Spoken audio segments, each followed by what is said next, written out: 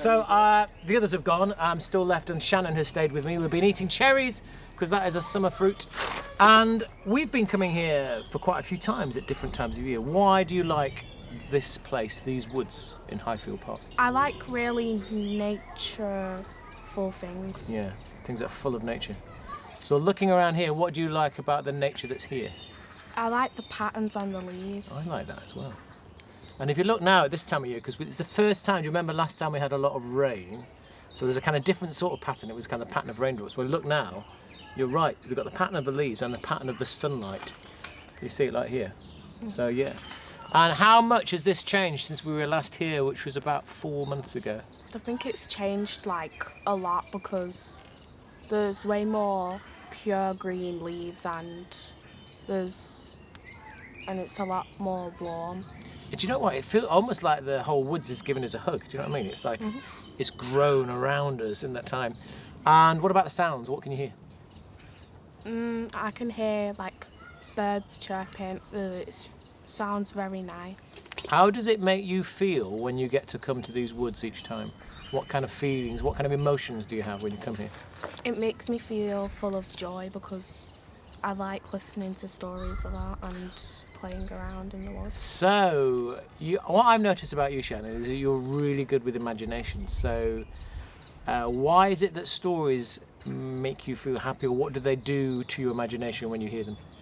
Basically, when I hear stories, I can always picture a picture of the story in my head. That's amazing.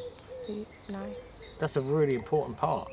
I think my job as a storyteller is trying to make people's imaginations have their own pictures, and you're telling me that that's what happens. So, do you think the stories change in the seasons? Do you think you have different stories in different seasons? Yeah, like in spring, when it was like around Easter and stuff, there was more stories of hares, and they're close to like bunnies and stuff. So the hare was like an animal of spring, wasn't it? So that's why we talked about how they're springing. And today what were we talking about today? What kind of stories do we have today? We had like stories of goddesses and animals doing what they can.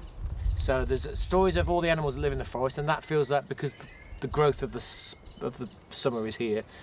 But I really like, because I think it was you and one of the other children that was just thinking that while we were here, the gods and the goddesses would come. I think it's an amazing idea that they would listen to our stories. So, do you think you come back to these woods with your family or with your friends, and what would you like to do? What else do you like to do when you come to these outdoor places? When I come to outdoor places like this, I always like to get leaves from the ground that look pretty nice, and I like to draw them. So you're quite artistic. You like to have the different, because really the nature is giving you inspiration, isn't it? And my last question would be, because this is a school day, isn't it? Tuesday, even though it is summer solstice. So what do you think you're learning by coming here that is different to what you learn in school? What? Well, to be honest, I've never really known about trees. I just really liked them until forest school just taught me more about trees. So learning about the trees, how they grow, what the different types of trees are. And can you take some of that learning back to school? Can you use it in school? Yeah, because in school we're learning about, in science we're learning about how things grow. Oh, so this is perfect to actually see it firsthand. That's amazing. Oh, I just thought one last question, because I think you might be good at this.